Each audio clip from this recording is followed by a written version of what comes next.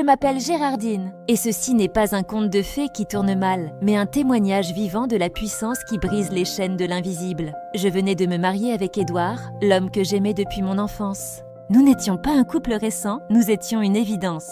Nos deux familles se connaissaient, nos enfances s'étaient tissées dans les mêmes cours d'école, les mêmes fêtes de village. Il était là depuis toujours. Il était mon meilleur ami, mon confident et finalement mon âme sœur. Je le savais et lui aussi le savait.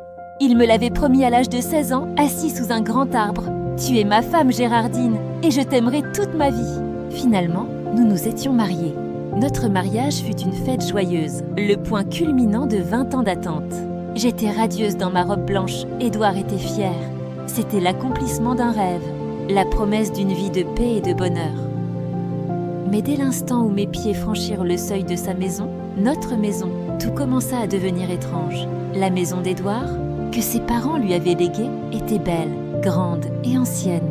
Mais dès le premier soir, une atmosphère lourde, un froid que le chauffage ne parvenait pas à chasser, s'est installé. Je me mis à faire des rêves bizarres, des rêves troublants, des rêves exotiques. C'était la première fois que cela m'arrivait et je n'en revenais pas. Ces rêves étaient d'une intensité inouïe, des cauchemars qui se déroulaient dans une réalité parallèle, des scènes intimes avec des entités que je ne pouvais nommer. Je me réveillais en sueur, le cœur battant à tout rompre, avec la sensation étrange d'avoir été drainée de mon énergie vitale. Au début, je n'en parlais à personne, par honte. Honte d'avouer que dans mes rêves, j'avais des rapports intimes et que tout paraissait si réel, si vivant, si déroutant. L'épuisement physique qui s'ensuivait me laissait un goût amer, comme si mon corps ne m'appartenait plus entièrement. Je préférais donc me taire. Pourtant, chaque nuit avant de dormir, je remarquais quelque chose d'étrange. Le même rituel immuable. Édouard sortait toujours dans la cour, faisait le tour de la maison, s'arrêtant parfois à des endroits précis, murmurant des mots inaudibles, puis rentrait comme si de rien n'était. Il le faisait chaque soir, à la même heure, entre 23h et minuit, sans jamais oublier. Amoureuse et aveugle comme j'étais, je ne posais pas de questions. Je me disais que c'était peut-être une habitude étrange ou une tradition de sa famille liée à la sécurité. Alors, je n'ai pas cherché à comprendre. Je me contentais de le regarder revenir, son visage calme, et de m'endormir, inconsciente du piège qui se refermait. 1 an après notre mariage, la situation avait dégénéré. Moi qui avais toujours été belle, vive et admirée, je ne me reconnaissais plus. Mon corps refusait de coopérer. La lumière avait quitté mes yeux. J'étais devenue pâle, constamment fatiguée, comme si quelque chose pompait mes forces jour et nuit. Mes cheveux, autrefois brillants, étaient ternes. Mes sourires se faisaient rares, remplacés par une lassitude chronique. Et pourtant, Édouard restait l'époux parfait. Il continuait à prendre soin de moi, à me couvrir de cadeaux, à être doux et attentif. Mais ici, dans cette maison, c'était différent. Il y avait quelque chose d'invisible, d'incompréhensible, qui me vidait peu à peu de mon énergie. Pire encore, le silence du berceau. Cela faisait 1 an et je n'avais toujours pas conçu. Pas même une fois. Chaque mois qui passait était une nouvelle déception, une nouvelle blessure, et la honte s'ajoutait à l'épuisement. Je savais qu'il fallait agir. L'air de la maison m'étouffait. Alors, un jour, j'ai dit à Édouard que je voulais aller passer 1 semaine chez mes parents, juste pour leur rendre visite. La tradition, qui interdisait à une femme mariée sans enfant de revenir au bercail, était une barrière. Mais mon besoin de fuir était plus fort. Gentil et attentionné comme il l'était, Édouard accepta sans discuter. Il a même insisté pour me déposer lui-même. J'ai vu dans son regard une étrange lueur de soulagement au moment de mon départ, un détail qui m'a glacée. C'est ainsi que je partis. Lorsque ma mère me vit arriver, elle poussa un cri. Ce n'était pas un cri de joie, mais un cri d'alarme, perçant. « Ma fille, mais qu'est-ce qui t'est arrivé? Tu es malade? On dirait qu'on te maltraite. Tu es l'ombre de toi-même. » Je lui répondis, ma voix tremblante. « Non, maman, il ne me fait aucun mal. Au contraire, il prend bien soin de moi. Il me couvre de cadeaux. Il est doux et attentionné. » Elle me regarda longuement, ses yeux de mère perçant mon âme, cherchant la vérité derrière mes mots. Puis elle dit, d'une voix grave, « Alors, pourquoi es-tu aussi pâle? Pourquoi as-tu autant maigri? Quelque chose te ronge, Gérardine, et ce n'est pas humain. » Je soupirais, je ne savais plus quoi répondre. Je me sentais enfin en sécurité pour me confier. Finalement, j'ai fait l'aveu le plus difficile. « Maman, je ne comprends pas ce qui m'arrive. Chaque jour, je me sens fatiguée, épuisée, comme si quelque chose aspirait mes forces. » Ma mère fronça les sourcils. « As-tu remarqué quelque chose d'étrange dans votre maison ? Quelque chose d'inhabituel? Je réfléchis un instant. Je me souvenais des rondes nocturnes d'Édouard. Non, enfin si, il y a bien quelque chose. Mais j'ai honte d'en parler. Dis-moi, ma fille, insista-t-elle doucement, mais avec une autorité nouvelle. Alors, je lui avouai tout. Les rêves, leur intensité, leur aspect déroutant. Et c'est encore plus intense les soirs où j'ai été avec mon mari. Je lui décrivis ensuite la ronde d'Édouard, son silence étrange. Ma mère se leva brusquement. Son visage, habituellement doux, était maintenant traversé par une sainte colère. « Comment? Tu fais des cauchemars de ce genre et tu ne nous en parles pas ?» Je baissai la tête, les larmes aux yeux. J'avais honte, maman. Je croyais que c'était juste le fruit de mon imagination. Mais non, c'est trop réel. Et cela se répète sans cesse. Alors ma mère me prit la main, la serrant fort pour me transmettre sa force. Et d'une voix ferme, elle dit « Écoute-moi bien, Gérardine. Moi et ton père, nous avons donné notre vie à Jésus-Christ. À la croix, il a porté toutes nos douleurs. Il a brisé la puissance de tout esprit mauvais. Aucun démon n'a le droit de posséder le corps de mon enfant. » Puis elle me parla longuement de Jésus. Elle me raconta comment il était mort pour moi, comment il m'avait aimé avant même ma naissance, comment son sang avait le pouvoir de me libérer de tout joug spirituel. Ces paroles n'étaient pas une simple consolation, elles étaient une stratégie de guerre. Elles pénétrèrent mon cœur comme une lumière dans l'obscurité. Pendant la semaine que je passais chez mes parents, je retrouvais la paix. Chaque nuit était paisible, chaque matin m'apportait un regain d'énergie. Mon teint revint, mes forces aussi. Je redevenais la fille rayonnante d'autrefois. Avant mon départ, ma mère me donna un flacon d'huile d'olive, une huile simple mais sanctifiée par la prière et la foi, et me dit « Quand tu rentreras chez toi, tu ne seras pas seule. Tu es l'épouse d'Édouard, mais avant tout, tu es l'enfant du roi. Répands cette huile dans chaque coin de la maison. C'est un symbole, mais ta foi est l'arme. Déclare le sang de Jésus-Christ, proclame que ta maison lui appartient. Et dis à Satan, c'est fini, sors de ma maison. Moi et toi, nous n'avons aucun lien, car Jésus a déjà triomphé à la croix.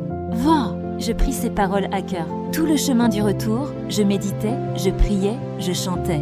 Mon cœur, autrefois brisé, était rempli d'une sainte audace. Je demandais à Jésus de me donner la force et le courage de faire face à ce que je savais être un combat. En arrivant à la maison, dès que j'entrais, je sentis une présence étrange, froide, lourde. L'atmosphère était plus épaisse, plus lourde qu'à mon départ, comme si l'entité avait senti mon retour.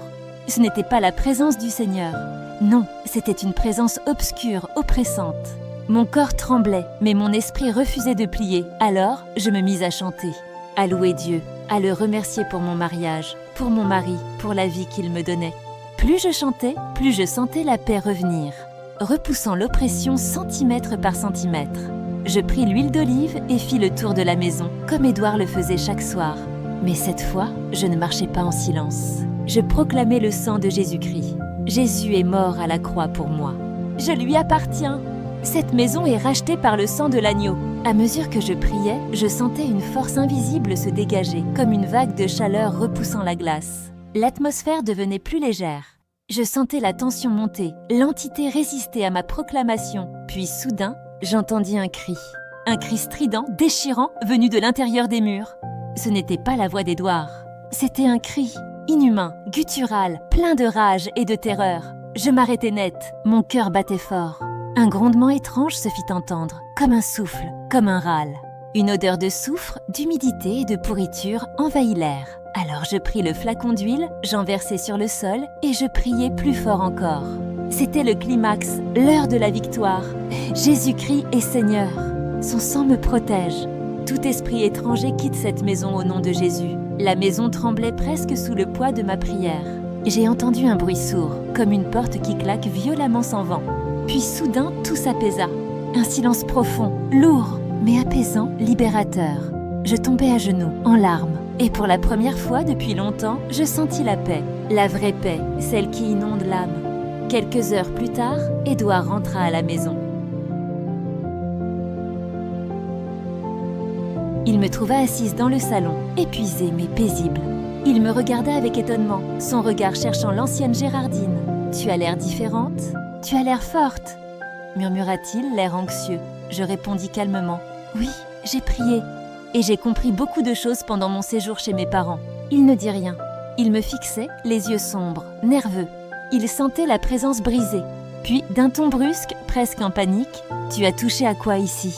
Qu'est-ce que tu as fait ?» J'ai senti que quelque chose a brûlé. Je restais silencieuse. Je savais que ce n'était plus seulement mon mari qui parlait, mais autre chose, la panique du joug rompu. « Édouard », dis-je doucement, « j'ai juste prié. J'ai invoqué le nom de Jésus-Christ dans cette maison. » Il fit un pas en arrière, visiblement troublé. La peur et la rage se lisaient sur son visage. « Ne prononce pas ce nom ici !» cria-t-il soudain. « Tu ne comprends pas ce que tu fais. » Je me levai, le regard droit. « Justement, Édouard, maintenant je comprends. Toutes ces nuits étranges, toute cette fatigue, ce n'était pas normal.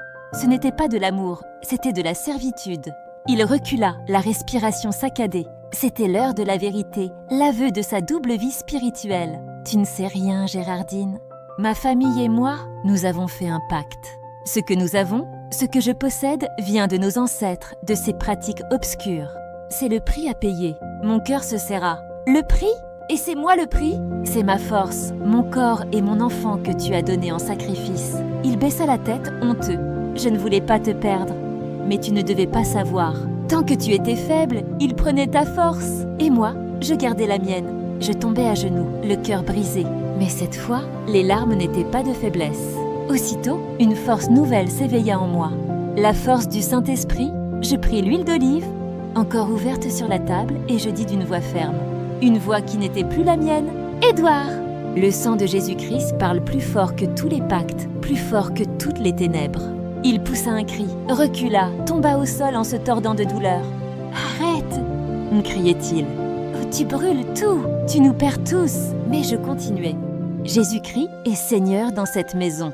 Son sang a déjà vaincu Satan à la croix. Une force invisible sembla éclater. Le vent se leva, les lumières tremblèrent, puis soudain, le silence, Édouard était allongé, épuisé, le visage baigné de larmes. Quand il rouvrit les yeux, son regard n'était plus le même.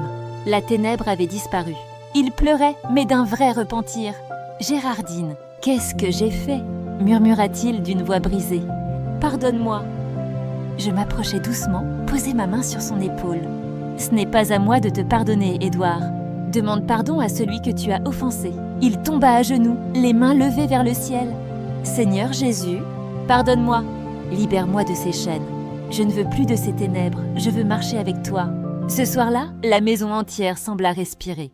Une lumière douce envahit le salon. Et pour la première fois depuis longtemps, je sentis la présence véritable du Seigneur. Dès le lendemain, Édouard brisa tout lien avec ses pratiques occultes. Nous brûlâmes ensemble tout ce qui appartenait à ce monde de ténèbres. Et ce jour-là, notre foyer fut véritablement restauré. Aujourd'hui, je peux le dire, Jésus-Christ m'a délivré. Il m'a rendu la paix, la joie et même l'amour véritable que j'avais perdu. Mon histoire n'est pas un conte, c'est un témoignage. Celui d'une femme que le ciel a visitée, celui d'un couple que la croix a restauré. Alors, quelle est la leçon essentielle à tirer de l'histoire de Gérardine et Édouard ? Le danger n'est pas toujours là où il est visible. Il se cache parfois au seuil de votre propre maison, au cœur de votre amour le plus cher. L'ennemi ne nous attaque pas toujours frontalement. Il utilise souvent l'affection, l'habitude, le confort pour nous endormir, pour que nous laissions entrer ce qui n'a pas le droit d'être là. 3 piliers pour protéger votre foyer. L'éveil spirituel. Ne jamais banaliser ce qui est étrange ou troublant. Si une chose draine votre énergie, si elle vous enlève votre paix, si elle crée des peurs inexpliquées, posez des questions. Le silence est souvent l'allié des ténèbres. L'autorité de la proclamation, la foi n'est pas passive. La puissance de Dieu, le sang de Jésus-Christ, est plus forte que n'importe quel pacte ancestral, n'importe quelle malédiction. Apprenez à proclamer la victoire. Votre voix, sanctifiée par la foi, est votre plus grande arme.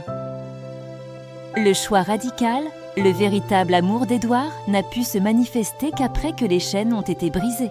Le pardon est possible, mais il exige la destruction de tout lien avec les ténèbres. Choisir le Christ, c'est choisir la lumière radicalement, sans compromis. Si vous êtes au milieu d'un combat, si vous sentez que quelque chose draine votre vie, n'ayez pas honte. Parlez-en et agissez. Votre délivrance est à portée de voix. Si l'histoire de Gérardine vous a donné de l'espoir, si elle vous a rappelé qu'il y a une puissance au-dessus de tout ce que nous voyons, alors faites partie de la communauté de foi et de courage de Storyday. Laissez un j'aime. Chaque j'aime est une déclaration de foi, un témoignage du pouvoir de la lumière. Soutenez le message en cliquant sur le pouce bleu. Commentez. Quelle a été la phrase la plus puissante pour vous? Quel est votre verset de délivrance? Partagez-le en commentaire pour encourager celui ou celle qui est en plein combat aujourd'hui. Abonnez-vous à la chaîne. Activez la cloche des notifications pour ne manquer aucune de nos histoires inspirantes de foi et de résilience. Merci d'avoir partagé ce moment de vérité. Que la paix du Seigneur soit la gardienne de votre foyer. À très vite sur Story Day.